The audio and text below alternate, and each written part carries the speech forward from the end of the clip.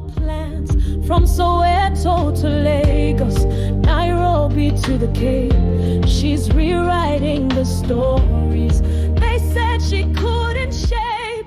Moms rising in Africa. Welcome. We are in Conversation with Greatness once again, and I am bringing you much more greatness. These things go in layers. I love the part when we have done the career, when we've done the growing up, and we start talking about what really builds legacy. You know, when a person is a mother, when a person is a sister, a daughter, and all the other impactful things. Like we know with Aida, it's impact, it's transformation, and it's staying remarkable. So she is still our guest, and we're going to get more of that. But I want to know more. You know me, I'm obsessed about moms rising, Africa moms rising. So I'm going to try and pull more out of that from you today in this session. You did say in the previous session what drove you to make a decision of just taking a step back. Welcome once again in this session, and just greet our guests. Thank you. Hello everyone, it's a privilege to be here. Very happy to go through this session with you again. Thank you. I'm gonna borrow back from the session we had previously. At the time when you then get to make the decision of, I have done my part, at least for now. I just need to step back. And I called it crossing the river of change, time of reckoning, awakening. And now you're like, I don't know what's there, but I'm comfortable that I'm ready for the unknown. Although I think the foundation of what informs what's going to be there have been very clear in terms of the themes that are coming out. You make decisions. I read that great people, they make solid decisions. They don't take that long to make decisions. They make solid decisions that last very long. And not so great people take very long to make decisions. And when they make them, they change them often. There is an alternative, which is Then there's middle take ground. long time, but take the right decision and stick with it. So Maybe how we measure how long is could be different. But I've seen a lot of consistency in the conversations that we've been having. I want to just get more of the part that contributed to you saying it is actually okay to take a step back from what you didn't even know would still cover you, because sometimes our personal brands, we don't know them outside of the corporate brands. But that one of being a mom, you know. So I want to hear more about that one. you're touching a sensitive subject. It has been an incredible journey, and I'm sure many parents, moms, dads are going to say the same thing. I guess what is probably different for me is that I waited a long time to have my son. I got him at 40. I was 40 years old. And probably the good thing about it was that I was grounded enough, and I was very clear that he was my priority, and I'd done many things in my life before, he arrived. So it was very clear that it was my number one priority, to the point where, I went back to work earlier than whatever the regulation allowed me to stay off work. But the child with the most stamps in his passport, because I was taking him with me everywhere. I was actually wondering, Literally everywhere. And that was my choice. I didn't have a fancy life or a fancy car, fancy house, whatever. But I just wanted to be sure that after my meetings, anywhere I was in the world, I was going to be able to stay with him, and he would be able to connect with me as a mother. That was like so important. So I was taking the nanny, the house, and I would move I would move with him, and I had also very good support from my mother and from his dad as well. So that was very helpful and key to structure, the first years of my son. With that, I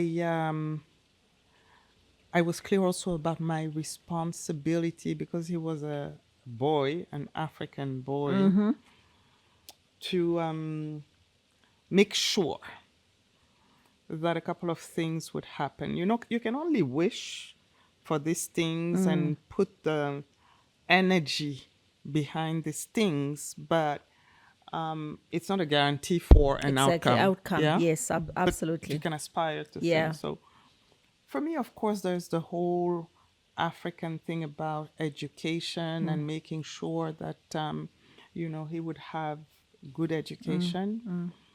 But more importantly, was exposure to the world and making sure that in who he is as an African slash French slash American, what, because he has multiple So nationalities, you exposed him to what you were exposed to big time.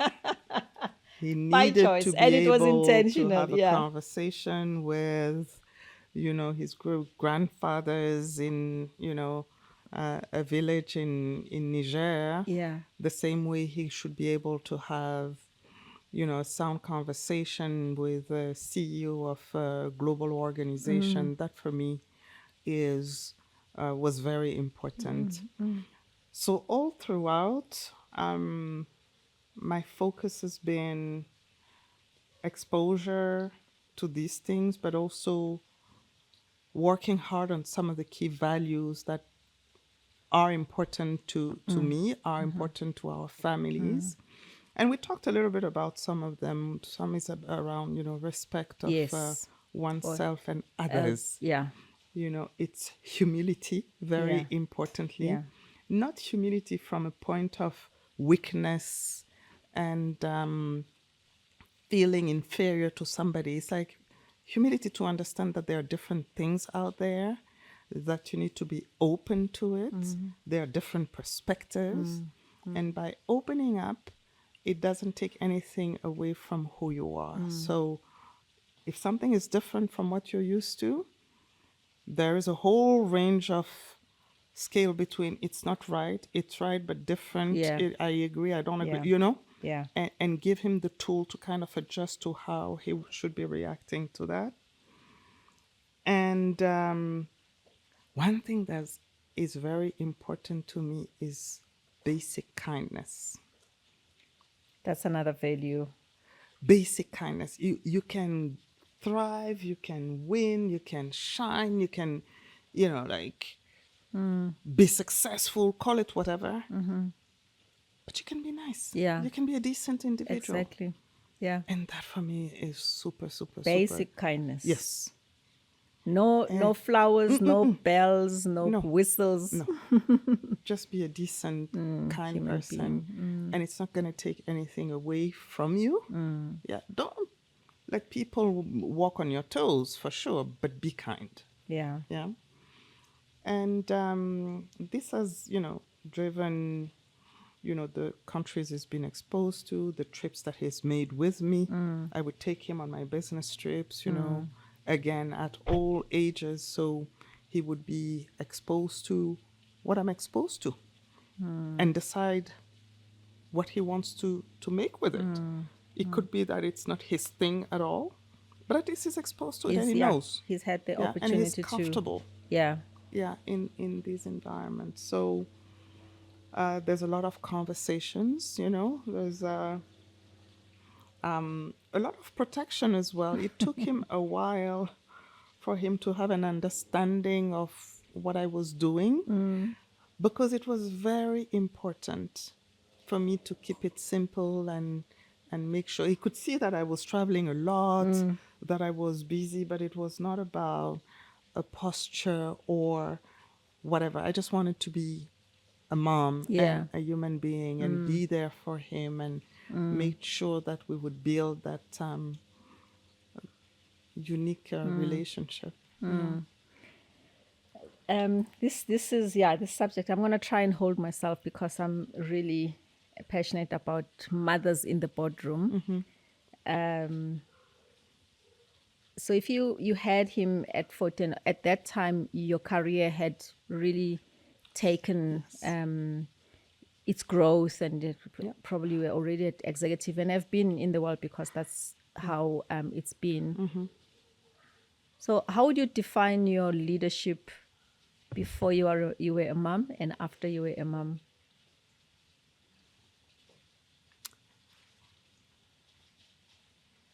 I would say even more caring. I would say an increased perceived responsibility that whatever positions, I was in, and I had the possibility to positively influence somebody to get the best out of this person, then it was a responsibility. It's not like something you can compromise on, because as you're shaping your own child and you're looking at the rest of the world, be it somebody in your team, being a young person that you see out there, you just have to giving a little bit of attention. And if you could, start that sparkle, then So I say that being a mother is transformational. We've got a whole lot of transformational things. I myself am a transformation coach, but having been a mom has transformed me. What we get transformed to and what transforms us, maybe what transforms us comes in different yeah, shapes shape or and form. forms, because like you say, you can never predict that what you plant you get, but also there's a joy in you becoming a better person. Yes. Less judgmental, because now you've seen that, okay, this does happen to the Yes. best of us. Absolutely. Why I asked the previous question was because I'm like so obsessed about moms than I am about women. But I'm lucky because most of the time 2 is equal to 2. There are times that that's not the case, but I also know that just being feminine and having that motherly instinct comes whether you gave birth or you didn't. I could agree. I'm on a mission of getting mothers to bring in motherhood in the boardroom. I'm probably asking the question again: how does motherhood show up in the boardroom as opposed to, maybe not as opposed, but next to a woman in leadership? So I say woman in leadership, then there's mother in leadership. How do those show up? I would think Are they even different? they could be different. Yeah. In the sense that your way of prioritizing changes quite a bit. You focus on what matters most. And I think as you go along in the journey of motherhood, you realize that there is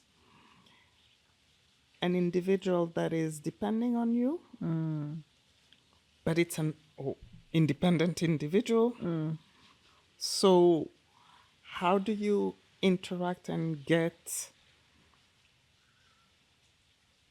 the best of old world, which is provide guidance, provide the values, but also enable the person to be the best he or she can be. Yeah. And that's tricky. Yeah. Goes back to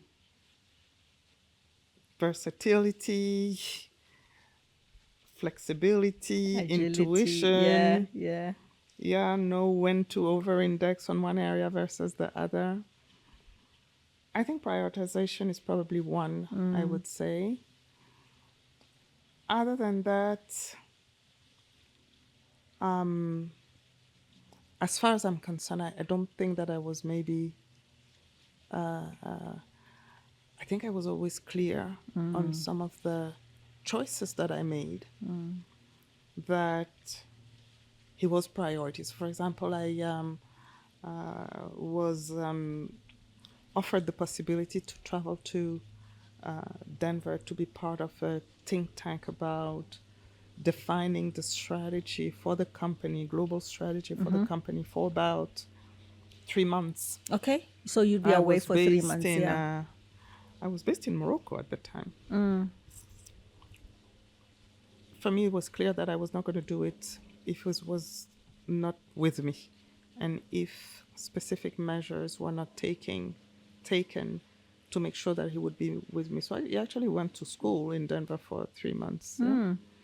But that clarity, going back maybe to my notion of prioritization, was like, this is what I really appreciate the opportunity. It's a career making decision to say yes or no, but I can only do it if this side that is important for me is taken care of. Yeah. You're reminding me of these career limiting moves and decisions. So,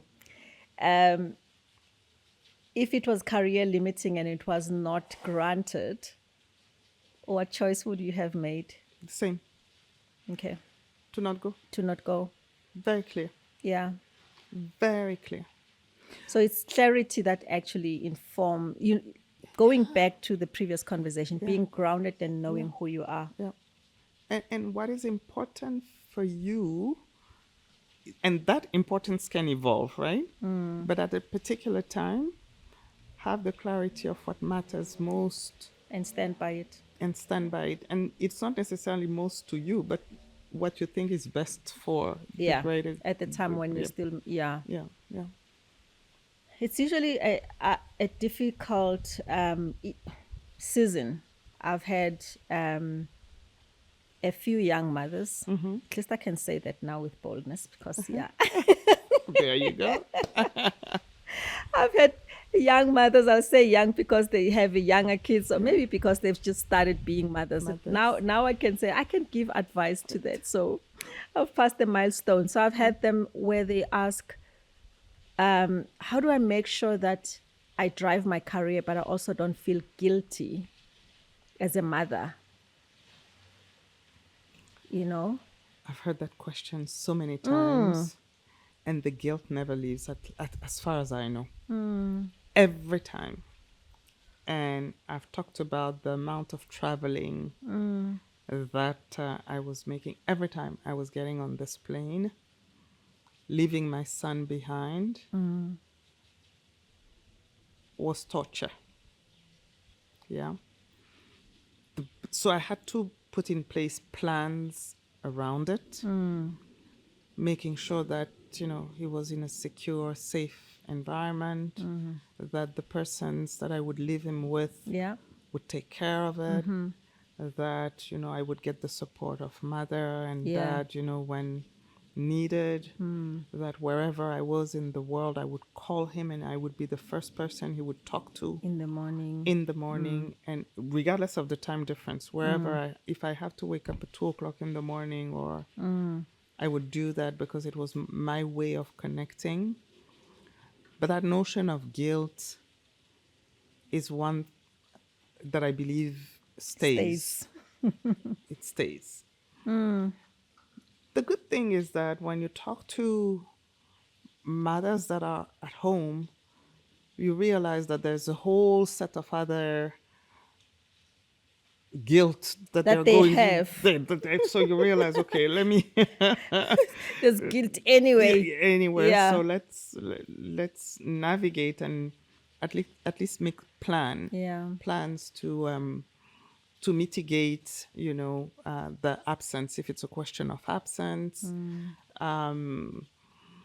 But the other thing that I find interesting is making the time to talk and To have the explain, conversations, to have conversations with the kid very, very, very early in the game. And that's why I would take my son with me, and show him, this is what I do. This is where I go. When I say I go to, I don't know, Dubai or San Francisco, this is what it means. These are the meetings that I attend. This is why I do what I do. And create a dialogue and and an opportunity to ask questions and ask the kid, in my case, how does it make you feel?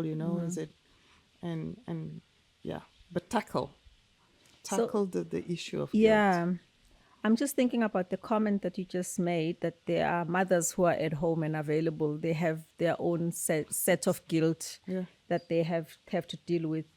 What just came to my mind is, and I've also experienced that with myself, having also traveled a lot, is how I would prioritize the quality of time and the quality of conversations, Yeah. because I didn't have the quantity Yes. to play around with. Yes. Yes. From simple things like when we're sitting around the table for dinner, let's have conversations, Yes. and maybe cell phones. Yeah. Actually, it has become very Absolutely. automatic and all of that. Absolutely. Because some mothers are not traveling, but they have a career to drive. Just to Gotcha. say, what do you do? You've got a career, but it's a 16-hour career, Yep. 17-hour Yep. career. You still get home late, Yep. like you're traveling, or Yep. you leave very early. Yep.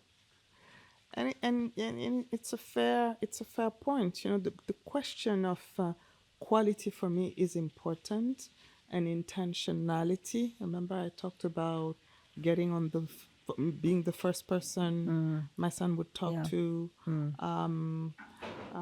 I would be missing so many of the events, like the Yeah. soccer games and the That what and guilt the kills. oh, I mean, but then when you come back, one thing one has to watch for is not to compensate by offering gifts and things, because it's Thank like you. the wrong message Thank to kind you. of send, yeah. And balance that out very, Yeah. very carefully. Yeah. But you're right, it's not that straightforward, yeah. What makes a great person? If I go back to the comparison of women in leadership and mothers in leadership, I also look at the programs.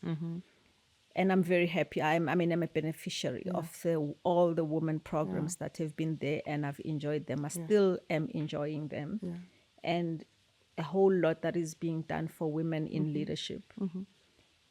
My thing of wanting to stick to mothers in leadership is also the challenges that motherhood brings, which the corporates have not caught up with. It's not only the corporates, it's like the entire Well, the world, world. the Yeah. world, And I'll give you examples, and maybe I'll tap into yourself if some you've experienced, but some you've experienced from people that you've led, having been in leadership for so long. If I have a child that needs caregiving, first, I'm probably too scared to say I have a child who has, some Special conditions, needs. special needs, because maybe I'm going to be labeled or overlooked for promotions and so on. So I'm a woman, but I'm a mother. So what's calling me now, it's that motherhood that needs to call me. And sometimes I need to take time off because I need to take care of not 2 days. I'm talking time off, 3 months, whatever. Maybe that situation requires that. There's a whole lot that's going on. People are looking at what do they do for menopause and all of. I'm talking about what we do. Do we actually register those things for mothers? You lose a child. How long you bury them this week? Next week you go to work. They give you a few tissues. The following week, Yep. the report is due. Yep.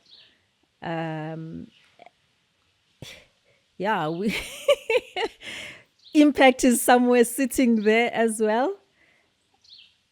I don't know how we can start digging those conversations and elevating them in the workplaces, and maybe, as you said, everywhere. That's a deep question. I think what I've seen, and I've been part of the Women Network Yeah. programs, in many of the organizations I've worked in. I think there are several.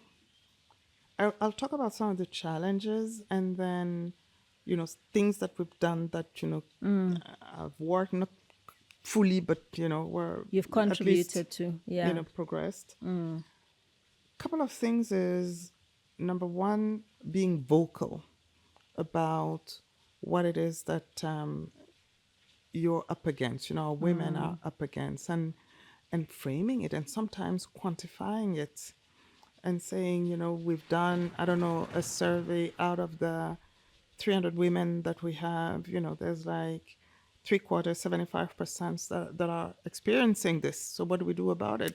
Right. You know, Yeah. just the awareness. I remember that in one of the task force that I was in, we were going to men and we were saying, with the difference in salary. I know I'm Yeah. Oh, yeah. digressing a little bit from motherhood, but But it's the this point what the remains. survey, yeah. Yeah.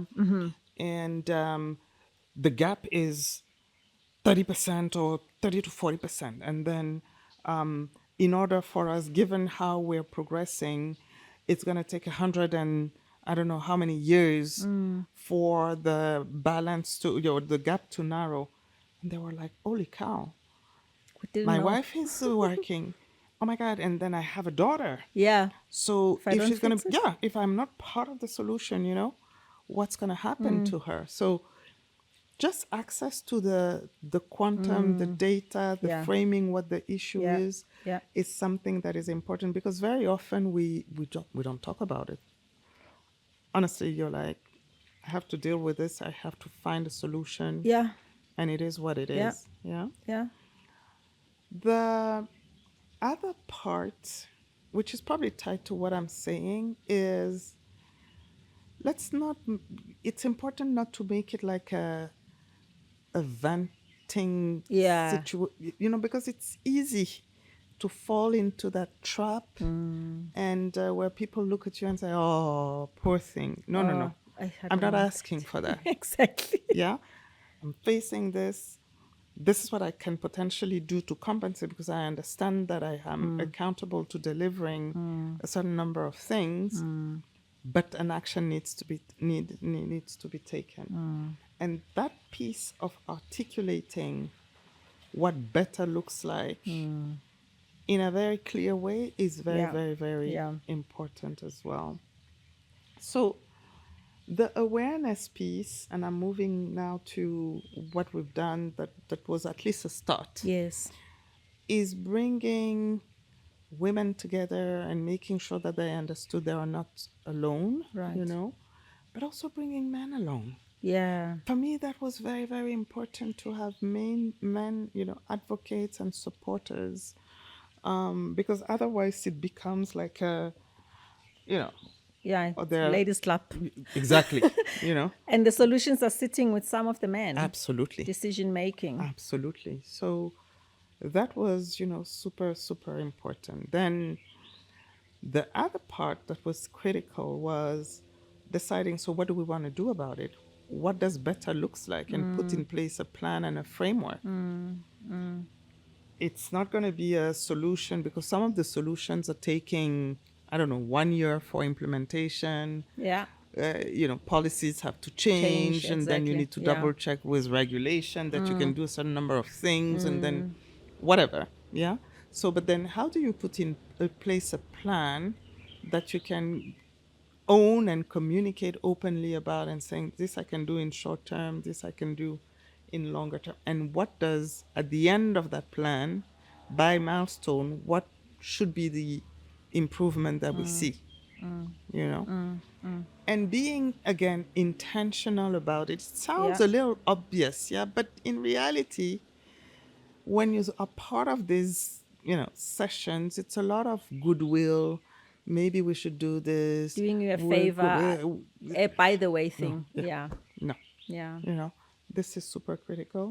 And then mentorship programs Yeah. are important because, in my career, I've benefited from mentorship, sponsorship from women. You go into you land into this boardroom, you have to present, and just looking at the lady in front of you, she's like, yes, you can go for it. you reach, you know you're going to nail it, push it. And then if it's an issue related to everyday life and you know that you have like an ally understanding what you're going to be talking about, then it gives you more courage Exactly. to be out there. Yeah. And so these things were like little milestone, but it's a They add journey. up, right? Yeah, Yeah. it's a And journey. I'm actually also reflecting. I don't know the numbers, but I think from a distance, I suspect we have more single mothers now than we did in the past. And they are very educated, driven, love their careers, but they are mothers at the same time. It's they're not there. Yep. They like you were giving some of the advice. How do I be how do I remain there while I'm not there? Because they are driving this career to make better for this child. But at the same time, the child at that point is not like, doesn't understand that why did mom go to San Francisco, leave me? Yeah. They're trying to provide because they're single, and we also know the state that single as in single, not that there's a father sometimes helping on the side. Yeah. I don't know what the solution is, but it's probably those things that we need to call out and see. For me, I believe that asking for help, which sometimes we don't know to do, we think we need to do it by ourselves, Yeah. is important. I would reach out to the dad, to my mother, to his uncles, Yeah. whomever, not as a sign of weakness or saying I can't do it, I'm not good enough to do it. To say, hey, I have to do this and I need help because I know it's important for Okay. the son to be taken care of in a specific way, and make it happen. Yeah. But that initial request of putting in place a plan and asking for support is very, very important. Yeah. Now we've talked about the need of prioritizing Yes. quality versus Yes. quantity. Yeah. That's another way of doing it. Yeah. We talked about communication. Certainly when the kid is small, you cannot necessarily comprehend everything, but you can always make sure that there is an explanation. But there's never going to be like A a perfect. clean, Yeah. perfect, I think we You need know, to accept that yeah. and be comfortable with and it. be comfortable with it. Yeah. And be comfortable and not look for perfection and not idealize what it would have been should you have been there and at home. And then there's something I realize I have to tell you is that kids are not missing what they don't know, no. they never had. Okay. You understand? Yeah. And let me explain. Yeah. So, for example, I've always been traveling. My son has been traveling with me. And when he had to go to school, he understood that, I could not take him because when I can, I travel with him. So when I told my story to either people I was meeting for the first time or whatever, they were like, oh my God, he must feel lonely. Oh, this is like dramatic. And Yeah. he would go and talk to him and say, no, she's traveling, I know. And Yeah. I'm, in a decent space and I have Yes. my friends and I have Yeah. my music. And I know have she's my- coming back, and I know talk she's to her coming- every yeah, day. I talk to her every day. So what you never had, You don't miss. you don't necessarily like miss it, as long as you make proper plans around it so you don't create or miss out on a need. Yeah. Is what I'm trying Yeah. to say. Maybe Yeah. I don't know if my choice of word is No.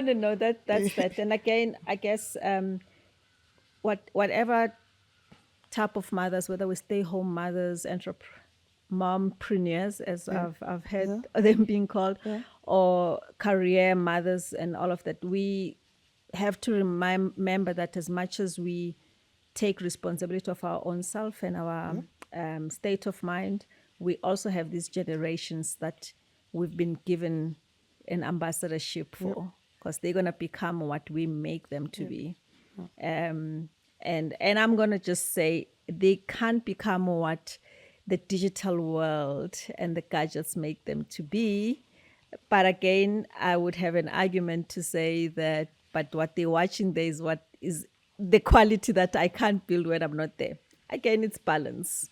That's a tricky one. Eh? That's a very, very tricky one because, my goodness, I am mortified with what I see, on, you know, what they learn about life through Social. social networks, through people who themselves have no clue about what they're talking about sometimes.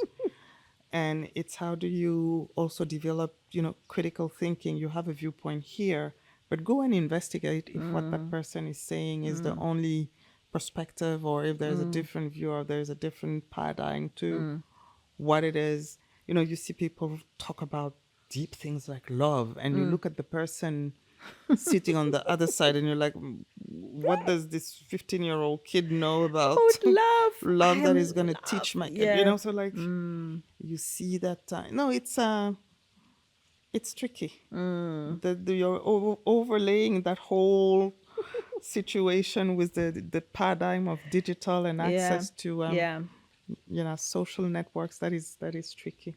I guess if we stay present as mothers and remember that we've been given a responsibility that we've been entrusted with, even if there's a father, but the mother still has that that they pass on, that only a child can get from a mother.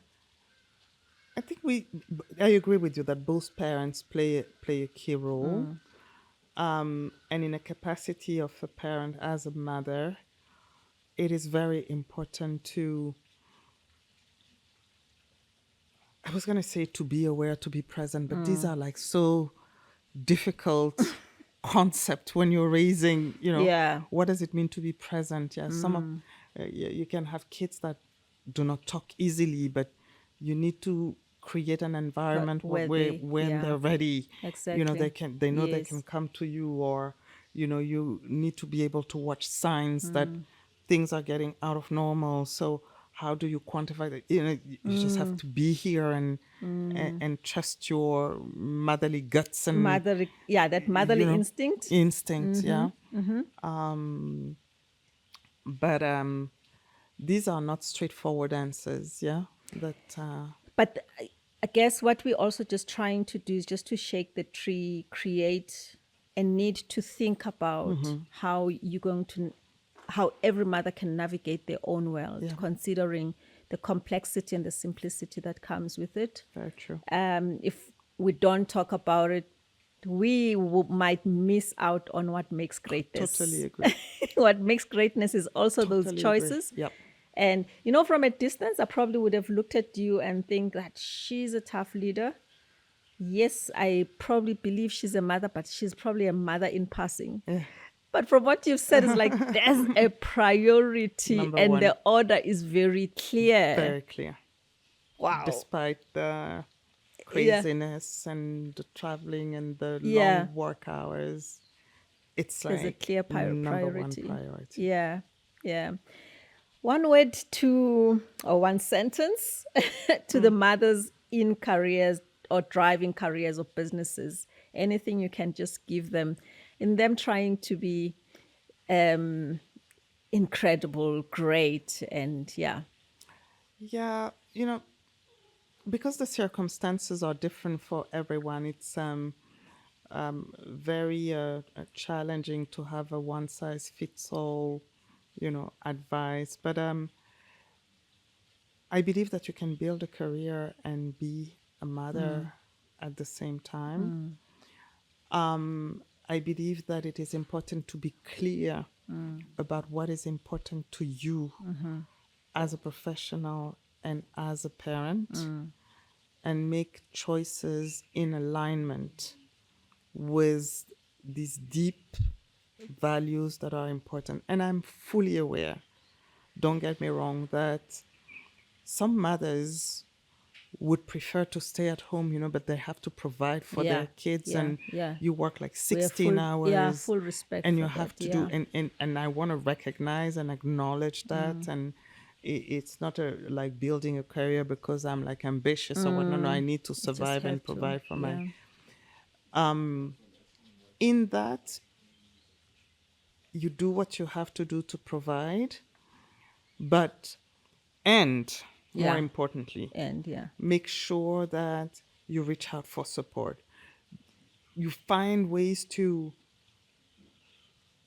I was going to say, to make it work that can sound like a generic concept. But I think probably the most accurate concept in what I'm trying to say is ask for help Yeah. Yeah.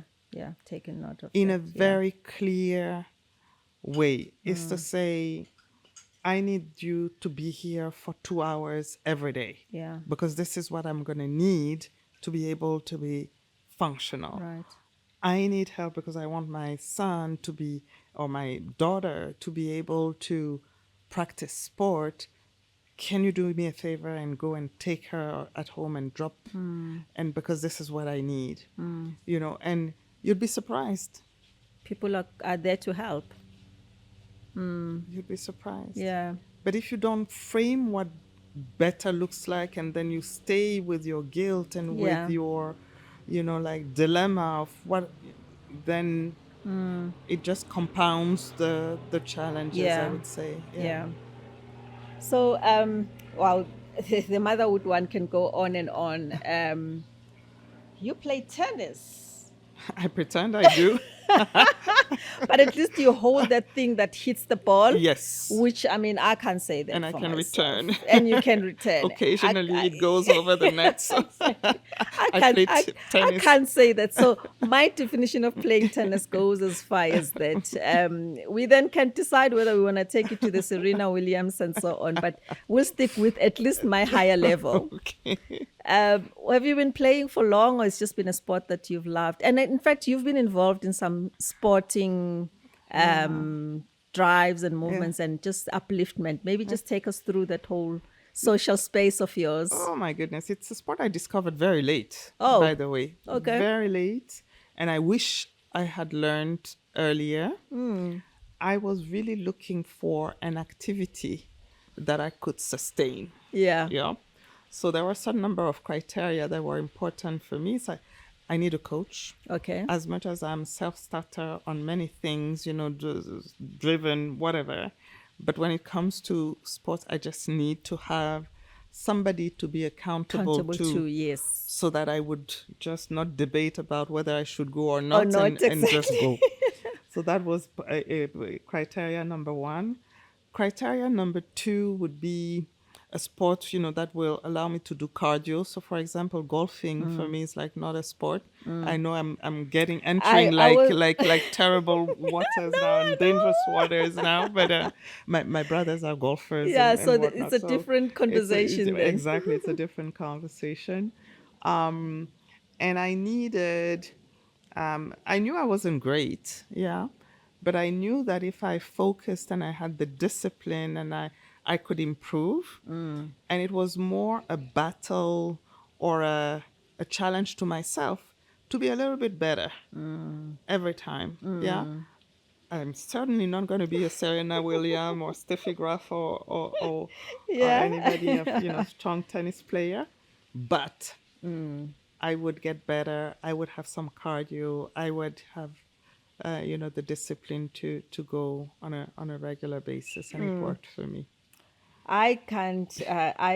My sport is doing my qigong, and it starts and it ends there, and walking at my own pace on my own terms. that is where it starts and ends. But you've in some of the social not activities that you do, but also social drives that were there in community as you're driving the financial inclusion for Africa. Have you been involved in any, and how did that integrate with what you were doing? No, it's important because if you go back to the DNA of our continent, it's a young population. Yes. Yeah? You go back to sports, you see how we are providing talent to many countries, the to the world, world, and many disciplines Yes. and whatnot. Yeah. There is also the realization that sports is so critical for diplomacy, for economic development, for, you know, Oh. education, to channel the energy and create opportunities, and also promotes values such as winning together, depending on the sport, having the discipline, you know, making sure that you challenge yourself to improve, you know, and all these things that you want in every person, every African, young African growing, so that it informs the way they're going to behave in life as well. So that's why I've been the advocate of sponsoring, you know, sports tournaments like the We Africa Cup didn't of know that it was Nations. you that's pushing us We've there. been, yeah, supportive of even, you know, sponsoring, you know, small Local. local events, you know, Okay. around sports, and because it's It's a language that maybe everybody speaks without a lot of speaking. people, yeah, speak In and South Africa, specifically, sports has been one of the unifying. absolutely with rugby. Yeah. Yeah. So I've seen that when we start getting too tense with things, then we've got this team. Doesn't matter whether it's then at the time it's soccer or cricket Yeah. or rugby. Yeah. But when we get to that, we like forget about all the other tension that we've created to ourselves and for ourselves. We It's then everywhere. get united Yes. in sport, and then it reminds us of that whole Ubuntu, Very true. us Very true. needing each other. You know, I'd never proactively watch a game, like a soccer game on TV, but every time I am in a stadium, I cannot tell you the passion, the energy, I'm blown away by what, you know, sports can do Yeah. in creating a unique, you know, moment in time where people are just together. And what I find that is in some of the sports I have, you know, attended is that, you know, one another, the opponent gets sick or falls or get hurt or whatever, everybody cheers him. You know, whether it's not only because, you know, you're not Oh. cheering for your Yeah. own, but everybody comes together Yeah. and uplift. Yeah. That That. it's just magic. I mean, Wow. you have to witness it in a way, you know, to understand the power of it. I am, yeah, me too. I like, well, I run away from the business there, but from TV, I watch. But I've been told that I cannot compare the energy to what Very true. goes on Very true. at the stadium. In these social spaces that you've also helped build and advocated for, which one stands out the most for you that really has your heart sitting there? Probably the platform. I don't know if we can refer it to as a social, Okay, but yeah, the the platform, platform right? that resonates the most with me is probably the Africa Cup of Nations. You Yeah. know, because this is where it's about. So then there's debate around the players who are part of the Africa Cup of Nations. They are part of other leagues outside of the Yes, country. yes, Regardless of that, yeah, it creates a momentum and an energy, plus economic opportunities, by the way, for the the countries that country where, yes, are hosting. That is quite powerful. Quite powerful. I was looking at the numbers for the last Africa Cup of Nations, and for Morocco, I think they did do well, right? they did pretty well from what I It saw. uplifted the Absolutely. the economy. Yep. Big time. Well, this previous one has really also exposed African gifts, Yeah. not only from playing, Yes. but also personal leadership gifts that we never knew existed. And I think as we did touch on a humility at a level that we makes us be proud No, absolutely. of being Africans. Absolutely. I mean, Sadio Mane, who is, you know, I'm not necessarily like a football or soccer Yeah. fan or anything, but yeah, you have like personalities that you Yes, kind of identify with. exactly. Um, by default is somebody that I really appreciate and respect a lot, simply because in everything he says and he does, it's about recognizing where it's coming from and that responsibility that we talked about earlier to give back to the community and have some form of impact. And there is 100%, if not 200% alignment between what he says is important and his actions. But on top of that, I know we've been touching base on that, but one thing that I found quite powerful, with him is that humility Yeah. that transpired during the infamous I'd, final I'd game. I'd like to get your details on that, because I kind Yeah. of how you unpacking it. Yeah. And, I didn't observe. Yeah. a lot of people were just looking at him as the hero that brought the team back and allowed the team to, make that goal and win Yes. the final. But I think there was something deeper there, if you ask me, Yeah. as a leader and as Yeah. a people's Yeah. person, and it's relating to his humility, because what he did is that he saw that there was something unique about the situation, Yes. and he knew that the stakes were very, very high. Some of his, teammates had already gone back to the, backstage, or, left the The field. field. And then he chose to seek advice. He saw this, and I can't remember the name, but somebody who has been into football and advising and coaching teams and whatnot. And he went and asked for advice. He said, the team is frustrated about so and so. What do you think we should be doing? And that is super powerful, because it's very easy at that level to think that you know it all Yes. and that you can make a decision on your own. Yeah. It's even more powerful to say, let me seek for feedback and guidance and inform Yeah. my next move. Yes. And he seek advice to with three different people In and that short space of in time. that short amount of time, and said, guys, we have to come. And I believe that, and he internalized the feedback that he got, Yeah. and say, let's go ahead and play whatever the outcome is. Let's It's do the fun. We'll best as live we, with yeah, it. we'll Yeah. live with it.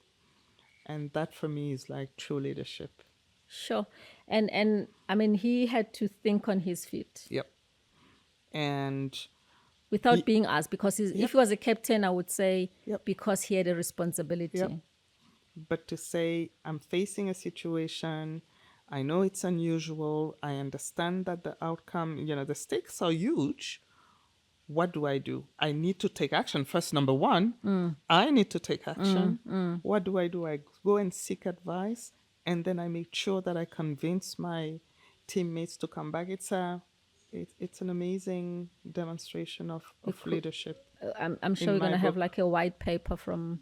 We should make sure it comes from a university in Africa, because before we know it, it's going to be a Harvard paper. So I'm relying on you to find us a university to write. I take that as my to-do list from our conversation. Even if we just write 3 paragraphs Yeah. to say what did we learn. Yeah. And I'm going to be selfish about it and say it actually reminds us of the greatness that comes from Africa. Absolutely. He was not Absolutely. thinking about himself only, and he didn't want to succeed as he took like a we situation. And the broader, something bigger than yourself. Yeah. And That we talked about. Exactly. You need to know that the stakes are bigger than you. So what do you do for the greater good of For everybody? the greater good. And at that time, I think he was probably thinking about, well, the decision needed for him to think about the micro situation. Yep. But here we are today. We're happy about the macro, The macro, resemblance that he had, Absolutely. what the rest of the world can read and what we can proudly stand for. Wow, that is what we're learning from sports. Yeah. I've told you my sports is just like walking and doing my qigong and all of that. I am very full. I'm full from the conversation. I'm full from what the fruits that I picked from the tree. And I want to say thank you so much for opening up. I know there's a lot. And I'm going to dare to say that the details are going to come in the book. There's more details that will come in the book, because you also have lessons about situations in a boardroom. In South Africa, we've been experiencing very good growth from women leadership. But we've also been experiencing the fallout thereof, which pains me. Yeah.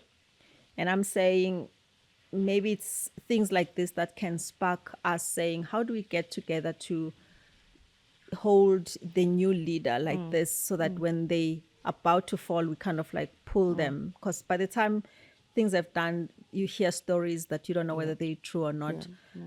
But maybe, I'll admit this even to me, to say it's easy to blame what corporates should do, but lives are not only in the corporates. Lives are also in what we can do from by establishing movements, organizations that will create platforms.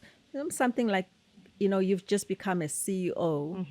Here's a CEO home where you've got other former CEOs that can collectively hold you, not because you're failing, but give you guidance, support you. And you can always throw in a question when you... Very true. Yeah, A safe because place to because be. we've spoken about it, I guess we're going to have to... I'm actually thinking, because it pains us. I'm sure it also pains you when you're like, oh, she was CEO yesterday. And What now happened? what happened, there's not enough of us there. We can't be regressing in numbers. The numbers are very low. So in that, I'm trying to say thank you. I'm trying to close and say thank you. But I'd like you to have closing remarks, closing words, anything that we can again hold on. We've already taken a lot, but we still want some more. First of all, thank you. Pleasure. Thank you for seeing an interest in what I thought was, a normal life or normal trajectory. Yeah. So I deeply appreciate it. Very impressed by the work you do, because it takes intentionality. Thank you. Yeah. Yeah. And I have this saying, which I believe is very, very important, is never let somebody define who you are and what is good for you or what is important for you. Yeah. Yeah. It is so critical to have that clarity and resilience and boldness. And what I'm saying doesn't mean that it is easy, but it can be done. It can be done. Yeah. It can be done. The trajectory may not be perfect. And it can't be, because we can't relate to it if it is. But the journey is worth it, and it's absolutely okay to embrace it. You see? Yes. And the one more thing I want to say is that it is so critical to support each other. And have deep belief on our ability to do good for ourselves, but also for the world. Transformation can come from Africa. Innovation can come and has come from Africa. Exactly.